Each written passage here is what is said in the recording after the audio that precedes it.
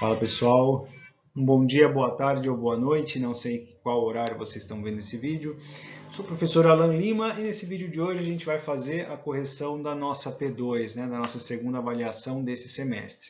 Lembrando que nessa avaliação, nessa correção, a gente vai ver apenas ou preferencialmente apenas as questões voltadas ao segundo bimestre, da segunda parte desse nosso semestre, para que a gente possa realizá-lo de forma mais assertiva, tendo em vista que a gente já fez as correções de outras questões lá no começo do nosso semestre, tudo bem? E até a avaliação. Espero que todos vocês estejam bem, espero que estejam se cuidando, Agora, em vias de finalização do nosso semestre, eu espero de coração que todos vocês estejam bem, tudo bem? Então, para finalizar, a gente vai fazer a correção dessa nossa última avaliação que foi feita, perfeito? Então, vamos lá.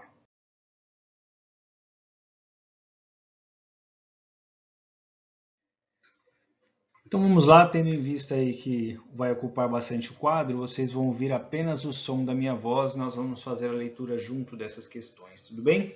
Então nós tínhamos aí a questão 1. Ao auditor é possível emitir uma opinião modificada, identificando a não conformidade das demonstrações contábeis com as normas vigentes. De acordo com a NBCTA 705, são tipos de opinião modificada. E aí nós tínhamos esses tipos ou essas opções, para que nós pudéssemos escolher qual é a opção adequada com relação à assertividade dessas opções. E qual era, então? E aí a gente conseguiu observar que era a opção B, Quais são os tipos de opinião modificada? Quando a gente começou a estudar 700, algumas aulas para trás, a gente viu lá que nós temos dois tipos de opinião, a opinião com modificação e a opinião sem modificação. A opinião sem modificação é o que a gente chamava antigamente de parecer limpo ou opinião limpa, e a opinião modificada ou a com modificação, ela é classificada em três tipos, quando eu identifico algum tipo de problema nas demonstrações contábeis. Lembrando que o objetivo da auditoria é aumentar o grau de confiança das demonstrações contábeis por parte dos seus usuários e ainda, para que isso possa acontecer, o objetivo do auditor é obter segurança razoável de que essas demonstrações contábeis, como um todo, isso é importante, como um todo, foram elaboradas livres de distorções relevantes, sejam elas causadas por erro ou fraude. É aquilo que a gente vem falando também. A gente precisa desmistificar essa questão de que o auditor tem o objetivo de encontrar falhas. O objetivo do auditor é observar a adequacidade, é verificar que está certo. Nos casos em que ele não consegue observar que está certo ou que ele identifica algum problema, ele faz a correta evidenciação e, dependendo do nível de impacto dessas distorções, ele vai apresentar uma opinião com ressalva ou uma opinião... E aí o que seria a opinião com ressalva? Aquela opinião, olha, está quase tudo bacana, está quase tudo correto nessas demonstrações, exceto esse ponto, ou ressalvado esse ponto. Por isso, opinião com ressalva. Opinião adversa, olha, o meu objetivo como auditor era observar a adequacidade. Entretanto, o que eu observei nessas demonstrações é adverso, é ao contrário daquilo que eu queria, é ao contrário do meu objetivo. Então, é uma opinião adversa, A abstenção de opinião é quando justamente o auditor se abstém de emitir uma opinião quando ele ou não obtém a documentação, ou porque o cliente não tem, ou porque o cliente não conseguiu entregar, então ele não consegue emitir uma opinião sobre a adequacidade ou não destes saldos, tudo bem? Então a nossa opção correta é a opção B. São exemplos ou são tipos de opinião modificada: a opinião adversa, a opinião com ressalva e a abstenção de opinião, tudo bem? Perfeito, então vamos para a próxima. E aí a gente vai para a próxima questão, questão 2, Os controles internos são a principal ferramenta da governança corporativa. Eles auxiliam a empresa no atingimento dos seus objetivos e viabilizam a gestão de suas atividades. De acordo com as publicações do COSO, nós falamos bastante desse comitê, Comitê Internacional. Em sua primeira publicação, quais são as etapas de implementação de controle descritas na segunda dimensão do cubo COSO? A gente falou aí sobre as diferentes publicações, então quais são elas? Quais são os itens dessa segunda dimensão que falam sobre a implementação dos controles? Vamos ver. Nesse caso, né, nós já selecionamos aí a opção A, e a opção A ela determina que são as etapas, né, da segunda dimensão, que seriam as etapas desse cubo COSO que vão falar sobre a implementação dos controles. Nós temos a etapa de ambiente de controle, temos a etapa de avaliação de risco, que aí depois no COSO 2 ela foi dividida em 3, né, identificação dos riscos, avaliação dos riscos e resposta aos riscos. Depois nós temos atividades de controle, informação e comunicação e, por último, as atividades de monitoramento. Então, nessa questão, a alternativa correta era a alternativa A. É lógico que para vocês, durante a prova, ela pode ter aparecido em ordem diferente, como B, C, D ou E, mas a alternativa correta é essa daí, perfeito? Então, vamos lá. Questão número 3. Durante a realização dos procedimentos de auditoria, a AL Auditores Independentes observou que os documentos apresentados pela administração do cliente CIA Eleven SA foram elaborados com a utilização de um especialista, um engenheiro, está identificado aí. Com base nas orientações da NBCTA 500, a equipe de auditoria deverá. E aí nós temos 3 afirmativas que a gente precisa observar quais estão corretas. A primeira, avaliar a competência, habilidades e objetividade do especialista. A segunda afirmativa fala que a gente precisa obter o entendimento do trabalho do especialista. E, por último, ela fala que a gente precisa avaliar a adequação do trabalho desse especialista como evidência de auditoria para a afirmação relevante. E aí a gente vai julgar quais estão corretas dessas afirmativas, né? Vamos lá, então a gente viu aí, né, dessas afirmações que eu preciso entender o trabalho do especialista, que eu preciso avaliar a competência desse especialista, né, e também avaliar se esse material que o especialista apresenta para a gente, ele pode servir, ou se ele servirá de fato para a gente como evidência, né, das nossas verificações, da realização do trabalho dele em si, né, corretamente, esse é o aspecto adequado. Então, todos esses pontos, eles obrigatoriamente precisam ser observados, tá? Quando a gente fala de trabalho de especialista, a empresa que o nosso cliente contratou um engenheiro, ou ela tem uma contabilidade terceirizada, ou ela tem um advogado que patrocina processos para eles, e nesses casos aí são os casos mais comuns que a gente vai observar, a gente precisa se atentar nesses aspectos, tudo bem? Então, todas essas afirmativas, elas são coerentes, elas devem sim ser observadas, perfeito? Então, vamos adiante. E aí, questão número 4. A AL Auditores Independentes realiza procedimentos de auditoria na C11. Outra questão é com a C11.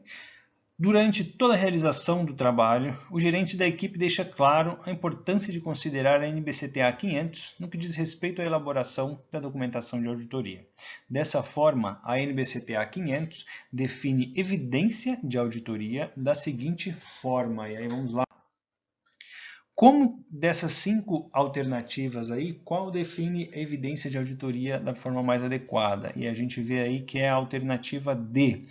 Ela compreende as informações utilizadas pelo auditor para chegar às conclusões em que se fundamentam a sua opinião. E a gente pode chamar de, a gente tem aí nas outras alternativas, compreende toda a documentação, o relatório preparado e apresentado para o cliente, né? O contrato não é uma evidência, compreende as informações utilizadas pelo auditor para provar a ocorrência de distorções, não é só isso, né? Então essa opção está equivocada, compreendem os registros de lançamentos contábeis, e aí a gente não está chamando, isso daí não é documentação comprobatória, né? A gente vai ter a alternativa correta realmente na alternativa D, como nós acabamos de fazer a leitura, tudo bem? É tudo aquilo que o auditor vai utilizar para evidenciar a sua tomada, o embasamento da sua tomada de decisão e a opinião que será emitida posteriormente no relatório ao final do trabalho, tudo bem? Então, perfeito, sigamos adiante. Na questão número 5, né? Durante a revisão prévia dos trabalhos, o gerente da equipe de auditoria AL Auditores observou a ausência de alguns testes importantes, dentre eles a realização de procedimentos de solicitação de confirmações externas. Nossa, já pensou que Que coisa horrorosa de se acontecer no trabalho, o auditor esquecer de fazer as confirmações externas. E aí nós temos o seguinte questionamento. De acordo com a NBCTA 505, que é onde a gente vai encontrar o embasamento para ela, entende-se como confirmação externa. E aí nós temos a alternativa A, que nós já sabemos que não é essa, mas vamos lê-la apenas para desencargo de consciência. É evidência de auditoria obtida com resposta por escrito de um terceiro. Até aí ela é uma confirmação externa também. Encaminhada à administração e direcionada à equipe de auditoria, a qual deverá ser feita em papel, no formato eletrônico ou outro meio. Bom, essa última parte também. Agora, encaminhada à administração, a gente viu que não pode, né? A carta de confirmação externa precisa obrigatoriamente ser direcionada diretamente à equipe de auditoria, né? Ela não pode ser direcionada à administração para revisar esse papel e depois levar para a equipe de auditoria, né? Ela tem que vir para a gente primeiro, senão ela não é uma confirmação externa de fato, tudo bem? Então sigamos aí. A alternativa correta nós vimos que é a B, então, né? Nós temos aí a evidência de auditoria obtida como resposta por escrito direta para o auditor de um terceiro, né? Então, ela vem lá do terceiro, a parte que confirma, para o auditor diretamente, em papel, no formato eletrônico ou outro meio, né? A gente pode encontrar aí outras alternativas para que ela seja enviada, perfeito? Então, sigamos adiante. Questão número 6. Para a determinação dos testes de auditoria, o auditor deve levar em consideração uma série de aspectos, como a natureza das contas contábeis, a materialidade e as assertivas de auditoria. Importante, falamos sobre isso também. Fiz até um desenho bonito para vocês nos slides, hein? Conforme observado nos materiais expostos em sala de aula, até porque, pessoal, nós temos que recorrer a mais de uma NBCTA, a mais de uma norma, para que a gente possa observar com mais efetividade as assertivas, né? E quais são as assertivas de auditoria? E aí nós temos a alternativa correta, né? A gente falou lá, que é o IEPVDA, né? Integridade, existência, precisão, valorização, direitos e obrigações e apresentação. A gente falou sobre cada uma delas, né? A gente deu alguns exemplos, né? Quando eu falo de integridade e existência, por exemplo, a existência eu vou cumprir observando do contábil para o físico, né? Se ele realmente existe, e a integridade do físico para o contábil. Eu observo, por exemplo, uma máquina lá na empresa e vejo se o relatório é íntegro, se ele apresenta essa máquina. A precisão eu vou observar quando eu faço a verificação de documentos, né? Verifico se aqueles documentos estão registrados dentro da contabilidade pelo valor adequado. A valorização, eu vou fazer recálculos, eu vou fazer, enfim, os cálculos, por exemplo, de pagamento de juros, de pagamento de contratos ou de valorização de investimentos e etc. No caso de direitos e obrigações, se aqueles direitos ou se aquelas obrigações, né, que a empresa registra realmente cabem a elas ou não cabem aos sócios, por exemplo, né, que implicaria aí no não respeito, ou no desrespeito ao princípio da entidade, e a apresentação que deve acontecer de acordo com as normas contábeis vigentes, tudo bem? Então, essa é a alternativa correta da questão número 6, a alternativa A. E aí, sigamos adiante. Questão número 7. Nos trabalhos de auditoria, são enfrentados uma série de riscos durante a execução dos trabalhos. Para isso, as NBCTAs lhe dão orientações para posicionamento adequado frente a eles. De acordo com a NBCTA 200, a definição de risco de auditoria é... E aí a gente tem uma série de riscos, aliás, uma série de definições para os riscos. A gente já viu que essa não é a alternativa correta. É um risco existente devido às atividades da entidade. A gente viu que isso não é risco de auditoria. Isso daí é risco inerente, né? Então vamos à próxima. Então aí nessa questão nós vemos que a alternativa correta é a alternativa C, né? O que é o risco de auditoria? É o risco de que o auditor expresse uma opinião de auditoria inadequada quando as demonstrações contábeis contiverem distorção relevante. É o risco, né, que, como o próprio nome já diz, o risco da auditoria é o risco de que seja emitida uma opinião inadequada, né, quando porventura as demonstrações contábeis apresentem um problema e a gente não reporte esse problema de uma forma adequada para os usuários. Lembrando que o objetivo da auditoria é aumentar o grau de confiança nas demonstrações contábeis por parte dos usuários, se a gente falha nessa identificação, a gente falha consequentemente com o objetivo da auditoria, né? E a auditoria não faria sentido. Então, essa questão nós temos como resposta correta a alternativa C. E aí vamos adiante. Então, chegando aí na questão última, né, na questão 8. Durante os trabalhos de auditoria, pode-se chegar a diversas conclusões acerca de sua adequacidade ou não de apresentação, de acordo com as normas contábeis vigentes, nas quais possíveis distorções identificadas causadas por erro ou fraude podem motivar diferentes tipos de opinião, de acordo com a sua relevância nas demonstrações contábeis como um todo. E a gente lembra lá do objetivo também, olha como é importante a gente fazer a leitura da NBCTA 200, né? Então vamos lá.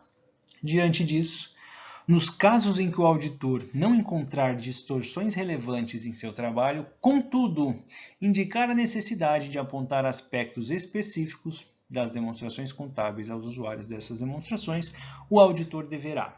E aí qual é a situação? Muitas vezes a gente faz um trabalho e não encontra problemas propriamente ditos nas demonstrações. Elas foram elaboradas de acordo com as normas contábeis vigentes, perfeito?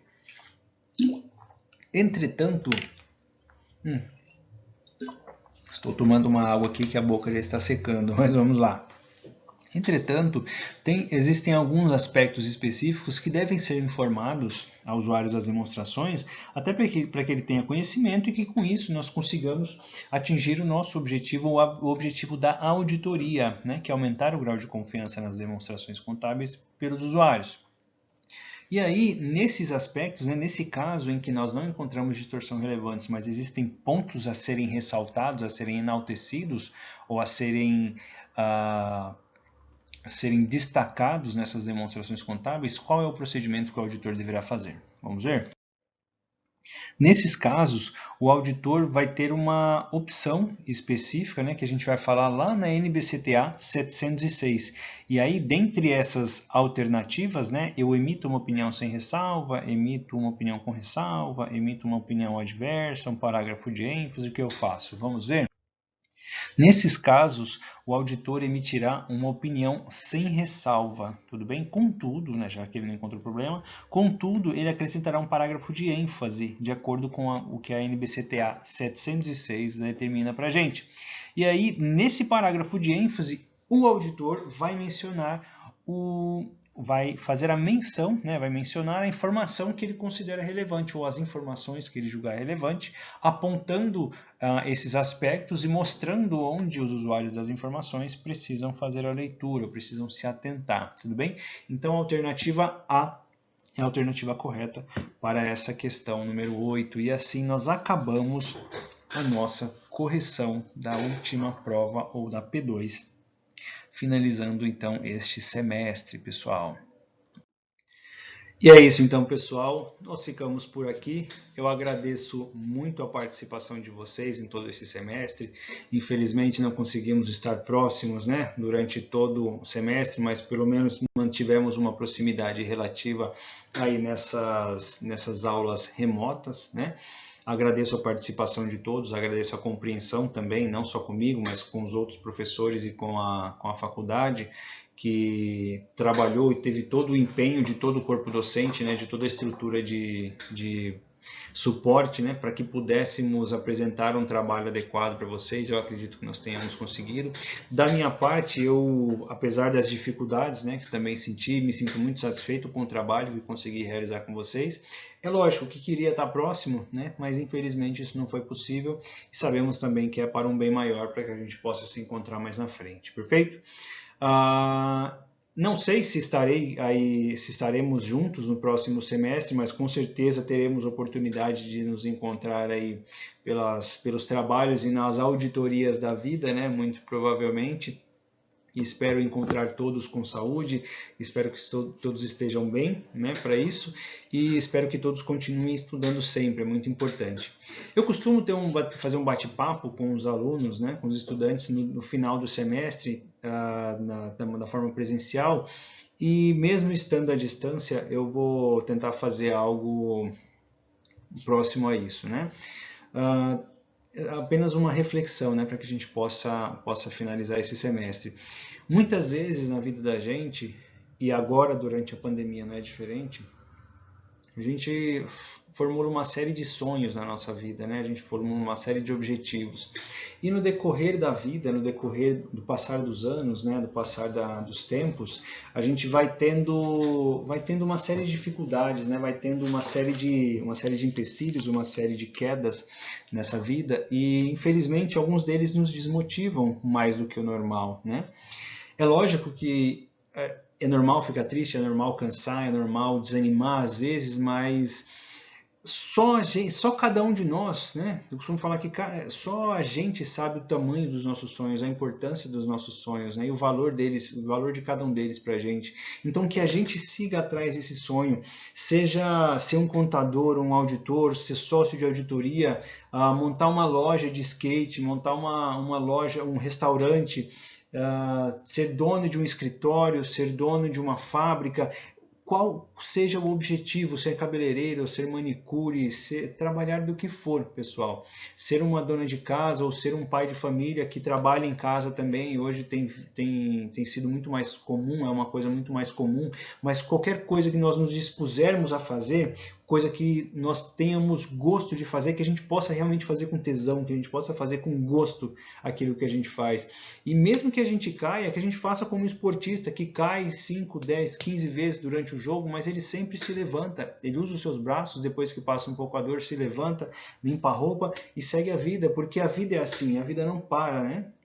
Ela é dinâmica e a gente precisa estar sempre se reinventando, assim como os professores precisaram se reinventar, virar uma espécie de youtubers, aprender a mexer nas ferramentas que não conhece. Eu mesmo não sabia, enfim, só uso o YouTube para ouvir música e agora uso para gravar esses vídeos também. E uma série de coisas que a gente vai aprendendo durante a vida, né? Se reinventar. Então, que a gente possa saber, né, que os sonhos da gente têm muito valor e se a gente deixa de sonhar, a gente deixa de viver.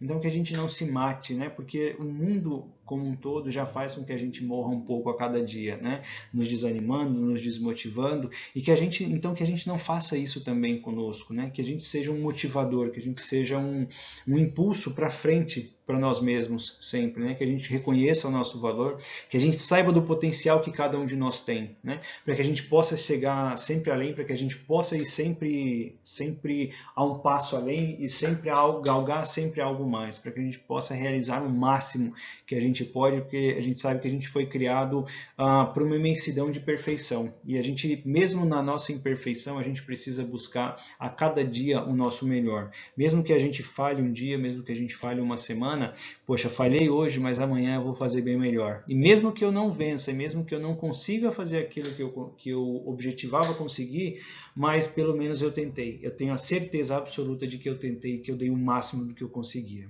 tudo bem? Pessoal, então, que no nosso caso, né, que nos estudos, principalmente, que vocês continuem dando o máximo de vocês, não desistam, não desanimem, mesmo frente às adversidades da vida, aos reveses da vida, né, que a gente possa manter sempre nossa cabeça erguida, possa sempre lutar, possa seguir em frente e mostrar, mesmo que para nós mesmos, que a gente é capaz e que a gente é vencedor a cada dia, tudo bem? Pessoal, um grande abraço para vocês, espero que fiquem todos com Deus, espero que, independente da crença de vocês, né, espero que essa energia maior que rege a nossa humanidade, que possa estar nos protegendo, principalmente nesses momentos, né? E independente de qualquer coisa, eu espero que vocês estejam bem, espero que fiquem bem, espero que estejam se cuidando e desejo a todos vocês uma ótima vida, muito sucesso e bons estudos. Tá ok, pessoal? Um grande abraço para vocês e até a próxima. Tchau, tchau.